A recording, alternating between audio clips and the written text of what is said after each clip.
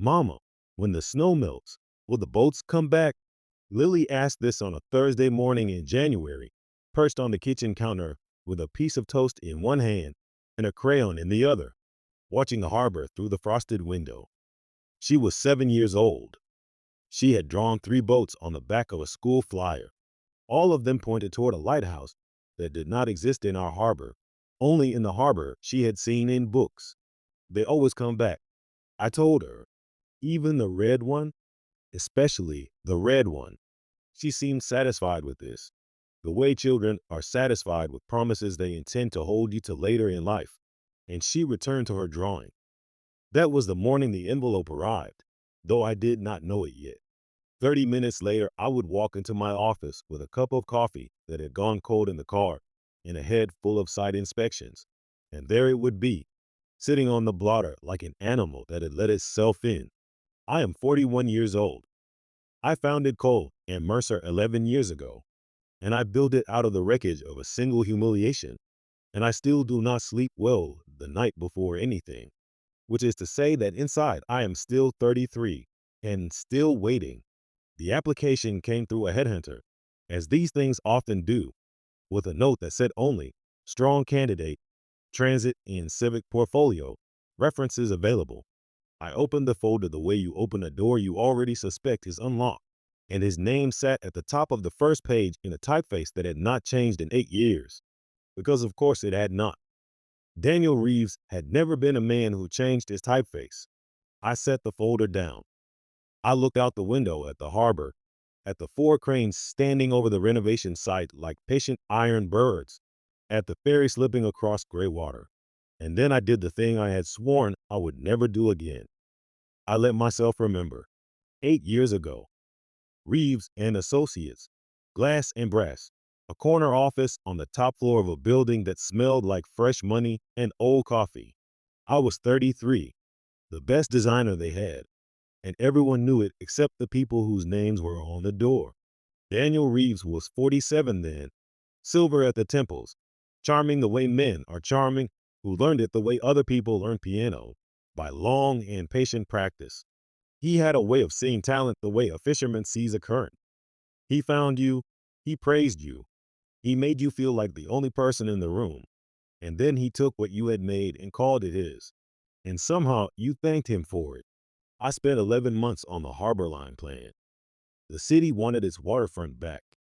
A dying port, a parking lot the size of a small country, a ferry terminal that leaked when it rained, which was always. They asked for a vision. I gave them one. I worked nights the way other people sleep. I turned the residential blocks so that every family could see the water from their kitchen windows. I designed the benches to face the ferry schedule instead of the parking lot, because people waiting for boats should be able to watch the boats. I wrote small notes in the margins that I never expected anyone to read. For the people who live here, I wrote once at 2 in the morning, and I underlined it.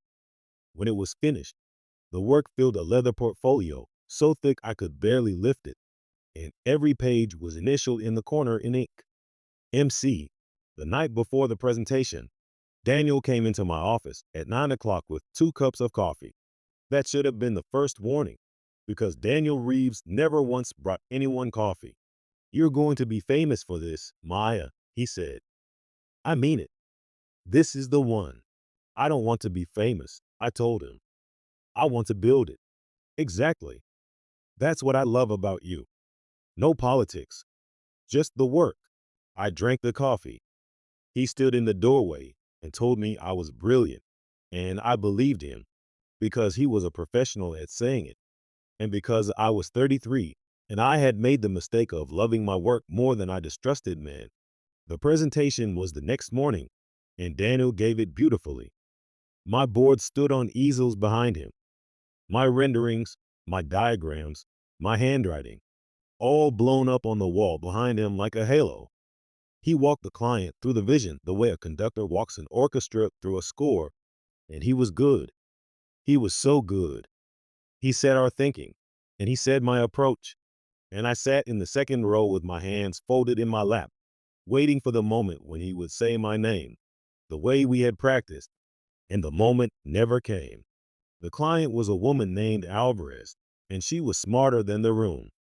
She leaned forward and asked, "The residential integration, whose thinking is that?" "It's the heart of the thing." Daniel smiled that practiced smile and said, "It's been my vision from the first sketch." No one looked at me. I sat very still and watched them applaud him. And I understood, in a way that hurt more than anger, that they had never once truly seen me in that room. I had spent 11 months making a city out of paper, and he had spent 11 minutes making it his. I waited 2 days, because I had been raised to be fair, and on the second day it rained. The long gray rain that would follow me in one form or another for years. And I walked into his office and closed the door behind me. "You presented my work," I said. "Your work is Reeves and Associates' work, Maya. Everything under this roof is ours." "That isn't what we agreed." He leaned back in his chair, and his voice went soft and kind, which was his cruelest setting. "We agreed that you would design it, and you designed it beautifully. I presented it, and I presented it well. That's the arrangement, and it's a good one. In 10 years, when you're running your own projects, you'll understand." "I understand now." "Then you know there's nothing to be angry about." I set the portfolio on his desk, the leather one, my initials on the spine. I did not open it. "I want you to keep these," I said, "so that if someone ever asks who designed Harborline, you can show them the truth. And if you lie to them anyway, at least it'll be on you, holding it." He laughed a little, that small, warm laugh that had once made me feel chosen. "You're making a mistake, Maya." "Probably," I said. "I've made a couple working for you." I made it to the elevator before my legs gave out. I stood in the corner with my hand over my mouth, and I did not cry, because the building had cameras, and I still had pride. And pride was the one thing he had not managed to take. The lobby was empty. It was still raining. I walked out with no umbrella, and I let it soak me. And I thought, this is what it feels like to be erased. I was wrong about that. Erasure was still asleep inside me, the size of a lentil, and it would not sleep much longer. 3 weeks later, I was sick in the mornings, and I told myself it was the flu. And then I told myself it was stress. And then I went to the clinic on a Tuesday and sat on the edge of an examination table with paper crackling under my thighs.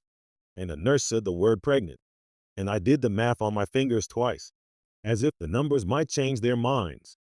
I cried on the bus home, not because I did not want the baby, because I did. I wanted her so badly it terrified me. And the man who should have been standing beside me had spent a rainy afternoon telling a room of strangers that my heart's work was his. And I could picture him on that stage, hand against the wall, charming a city out of the truth. And I thought, if he can do that to a city, he can do that to a child. He can do that to me. I told myself the baby deserved a mother who was not a footnote in someone else's story. And I almost believed it. And I almost told him anyway, once, at Christmas. I went to the candlelight service at the church on Chestnut Street, the one my mother had taken me to as a girl, before she died, before the only thing of hers I kept became the small silver lighthouse charm on a fine chain that I have worn ever since. I stood in the back of that warm dark church with my phone in my coat pocket, and I came within one breath of calling him. I even drove to his building on Christmas Eve, the way you drive to a place you used to love. And I sat in the car in the freezing dark and watched him come home at midnight with a woman in a red coat holding his arm, laughing at something she had said. And in all the months he had told me I was the only person in the room, he had never once mentioned her.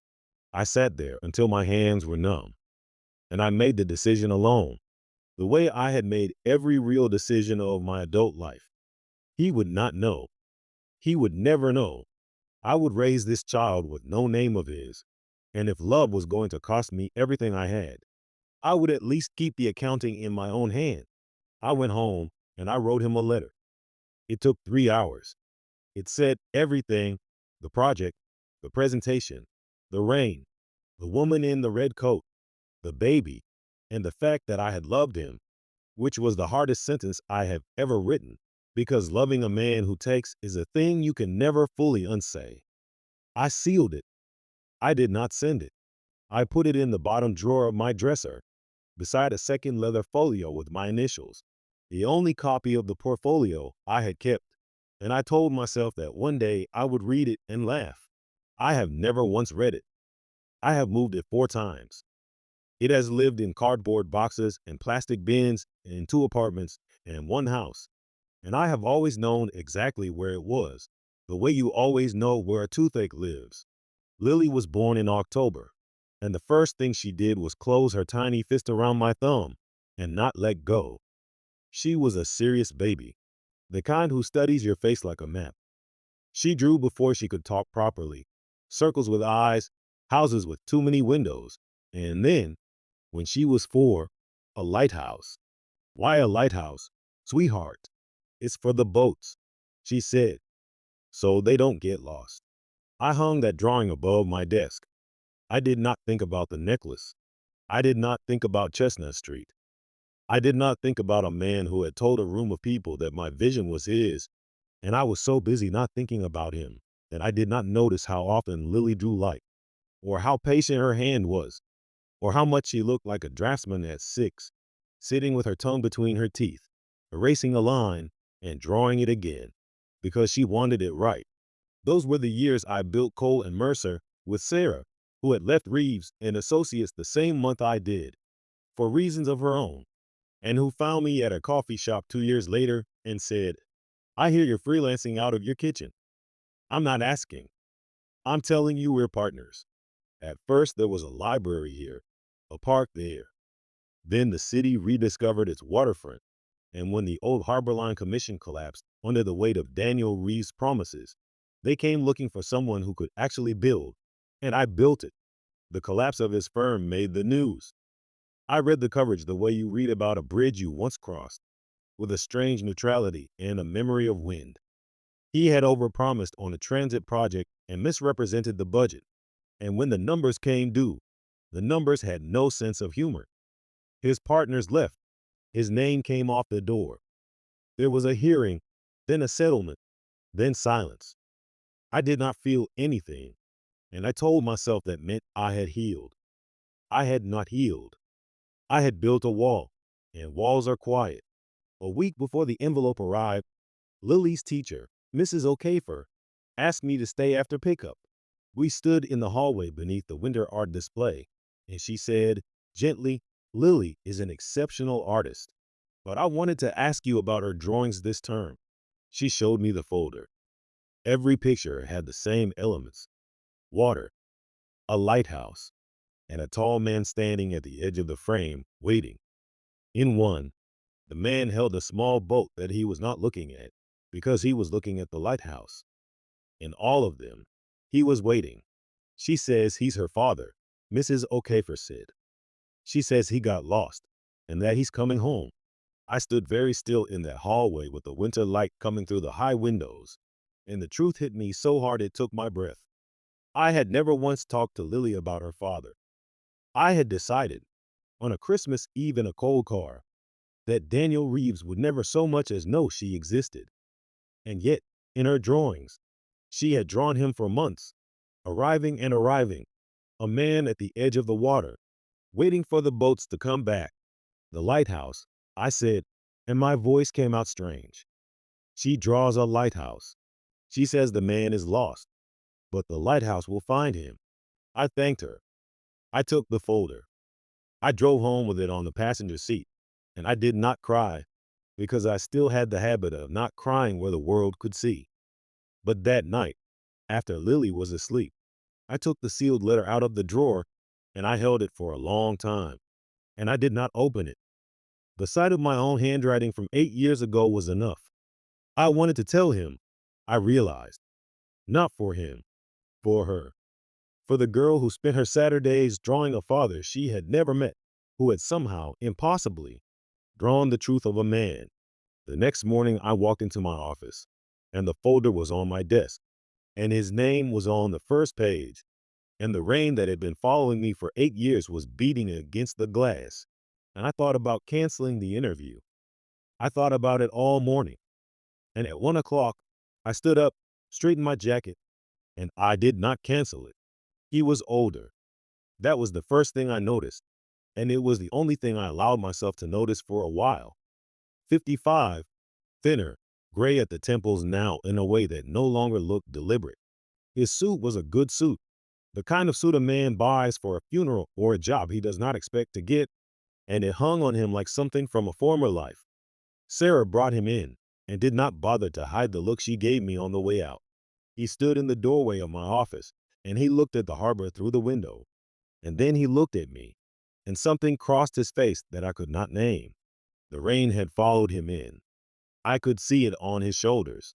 "Hello, Maya," he said. "Mr. Reeves, please sit." He sat.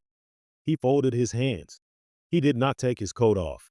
On his application, he had written 19 years as principal of Reeves and Associates, and nothing about how it ended, which was its own kind of honesty. "You designed the theater district plan in 9 months," I said. "That's fast." "I had a good team." "I'm sure you did." I paused, and the rain filled the room. "Tell me about Harbor Line." He watched the window for a long moment. "Which part would you like to hear about?" "The residential integration." I've always wondered whose thinking that was. The color left his face slowly, the way water drains from a glass. "The bench spacing," he said. "The ferry schedule, the lighting, the residential blocks turned to the water. All of it yours." "I didn't design any of it, Maya." I drew the box on the cover page. I put my name on the spine. "Then why are you here?" "Because you're the best, and because I've spent 8 years being very good at making other people's work disappear. And I would like, before I retire, to be good at something else." I let that sit between us. I don't have a role for a man who spent a career taking credit. I know. I'm going to end this interview now. I know. He stood. He walked toward the door, and then he stopped beside my desk, where the photograph stood, the one of Lily and me at the old ferry terminal 2 summers ago. Lily holding her lighthouse drawing up to the camera, the water gray and bright behind us. He looked at it for a long time. I watched him, and I did not stop him. "She's beautiful," he said. And then, quieter, almost to himself, "She draws." It was not a question. It was not even a surprise. It was the sound of a man recognizing a door he had been told did not exist. "How old is she, Maya?" The question hung in the rainlight. "7," I said. He nodded slowly, once. He did not ask anything else. He did not say he was sorry. And I did not know until later that this was because he did not trust his voice to say it without breaking. He left. The door closed. I stood at the window and watched him cross the parking lot in the rain, and I held the edge of the sill until my knuckles were white, and I did not know what I was feeling, which was worse than knowing. That night, I found a message on the office line. I almost deleted it. It was his voice, tired and measured, as if he had rehearsed it in the car. "I'm not calling about the job, Maya. I'm calling because I sat in your parking lot for an hour, and I want you to know that if I had known, I would have come." That's not me asking for anything. I just needed you to hear it said out loud when I wasn't holding a resume in my hand. I listened to it 3 times in the parking garage with the engine off. Then I deleted it. Then I called Sarah and told her to move the Harbor Line hearing prep to my house. And I hung up before she could ask why my voice sounded the way it did. The hearing came in March, and the rain came with it, the way it always had with Daniel Reeves. And the courtroom was wood-paneled and tall-windowed and full of the particular silence of people who are about to be made to remember. The trustee of the old firm's bankruptcy estate had sued Cole and Mercer, claiming the Harbor Line design belonged to the estate, and that I had improperly taken the commission when the city came back. It was nonsense, the kind of noise a man makes when he is hauling in nets for anything left in them. My lawyer said settle. It would have been cheaper. I said no. I wanted to stand in a room and be believed, just once, out loud, by people whose job it was to weigh the truth. Judge Whitfield read the file the way good judges read files, slowly, as if the paper had a texture. The leather portfolio sat on the evidence table, my initials worn soft on the spine, every drawing dated in the corner. every margin note in my hand. For the people who live here, underlined twice. The email chain was there too, a decade of it, him writing. Don't worry about the billing. I'll handle the presentation. And me writing. All mine to design. And him writing back. All yours. Then the trustee's lawyer called his witness. And the witness was Daniel Reeves. I watched him walk to the stand, and I did not know what he would say, and neither did the lawyer. And that was the thing about the truth. It could not be rehearsed. The trustee's lawyer, a man named Lindquist, opened with a question he had been paid to ask. Mr. Reeves, as principal of the firm, you originated the harbor line design, did you not? And Daniel Reeves looked at the portfolio on the evidence table, at the initials worn soft on the spine, and he said, no, I originated a schedule and a budget. The design is hers. The room went quiet the way rooms go quiet when a door closes. Lindquist pressed him. But you presented it. You were the public author of that work. I was the public author of a lie, Daniel said. The notes in the margin there, the ones that say for the people who live here, that's her hint. She wrote that at 2 in the morning. I kept the original because it was the most honest thing I had ever touched, and I have been ashamed of it every day since. Judge Whitfield looked at him over the top of her glasses for a long moment, and then she looked at the file. And the silence in that courtroom did the work that speeches cannot do. When she ruled for me. And for the record, the design work, she said, is and has been the work of Maya Cole. The record is corrected. She said corrected as if a mistake had been made, as if it had ever been a mistake, and not a theft wearing a suit. I stood in the corridor afterward with the rain on the windows, and Sarah was already talking about the appeal we would make them pay for, when Daniel Reeves came out of the courtroom and stopped at the far end of the hall and did not approach. I walked over to him because in that moment I was not afraid of him anymore, and that was a kind of power I had not known I possessed. I wanted you to hear me say it, he said. Not in front of a judge, not on paper. Just you. I heard you, I said. It's a good story. It's still 8 years late. I know. He looked at the floor and then at me. I'm not asking for the job, Maya. I'm not asking for anything. I just didn't want to spend the rest of my life being the man who never said it out loud to your face. I stood there with the rain coming down and the corridor emptying around us, and I thought about the girl at home drawing a lighthouse on the kitchen table. And I said, goodbye, Daniel, and I walked away. I did not look back, but I heard his footsteps stop at the door, and I knew he was watching me go the way I had once watched him go. 2 weeks later, the winter concert. The school gymnasium smelled of wet coats and pine, and the folding chairs were full of parents holding phones up in the dark. And Lily stood in the front row of the choir in a red dress that had been her grandmother's favorite color, wearing, beneath the collar, the small silver lighthouse on the fine chain, which she had asked if she could borrow. And I had said yes without thinking, and then thought about it all the way to the school. They sang a song about snow, and then a song about light, and Lily sang with her whole face, the way she drew, the way she did everything, completely. I was watching her and crying a little and pretending I was not, when I saw him. He was standing at the back of the gymnasium by the double doors, in a dark coat, holding a small gift bag, looking like a man who had told himself 10 times on the drive over that he would not come and had lost every argument. I should have been angry. I was, for about 3 seconds. Then Lily looked up from the riser, past the lights, right at the back of the room, and she saw him, and she waved. Not a shy wave. A wave like she had been expecting him. Daniel froze.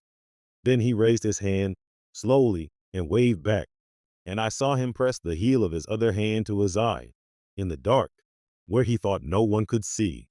Afterward, in the hallway, under the buzzing lights, with families pushing past and the smell of cocoa in the air, Lily found him before I could. She stood in front of him in her red dress, looked up at him for a long moment, and asked the question she had been drawing for months. Are you my Dada? The hallway went on around us, oblivious. Daniel went very still. I opened my mouth, and nothing came out, because she had said the word I had never once said to her, and the truth of how she had known it filled my chest. I don't know, sweetheart, he said, and his voice shook. I'd like to be. Lily considered this the way she considered everything, with her whole face. Then she said, Mama, can he have some cocoa? And I looked at the two of them, the tall man who had stolen my work and the small girl who had stolen nothing, who had only drawn him home. And I said, yes, he can have the cocoa. We walked to the park, because that is where Lily wanted to go. The little park by the water, where the snow sat on the benches like a blanket, and the cocoa steamed in 3 cups. And Lily ran ahead and then came back and put a drawing in Daniel's hands. It was the drawing, the one from the folder, the lighthouse and the tall man and the small boat that the man was not looking at, because he was looking at the light. That's you, she said, pointing. Mama said the man by the lighthouse is lost, but the lighthouse will find him. I watched his face. He turned the drawing over and looked at the back, and then at me, over her head. And I did not look away, and I did not know what to say, so I said nothing, which was, for once, the right thing. Mama, Lily said, tugging my sleeve, why is your lighthouse different from the harbor? When the snow melts, will the boats come back? They always come back, I said. Is that what you tell her? Daniel asked quietly. It's what I tell myself. He looked down at the drawing again, at the small figure he had become in a child's hand, and he said, I'm going to try to deserve that, Maya. I know I don't, but I'm going to try. I did not answer him. The snow came down softer than the rain, and we walked back through the park, and I could feel the shape of the evening changing, the way you feel the shape of a room change when someone new walks into it. On Christmas Eve, I did the thing I had never imagined doing. I called him, and I said, there's a candlelight service at the church on Chestnut. If you want to be good at something else, it starts there. He came. He stood in the back of the warm, dark church, in the same place I had stood 8 years before with my phone in my pocket and a decision burning in my chest. And I watched him look at the candles and the cedar and the faces, and I knew he did not know what he was doing there. And I knew I did not know either.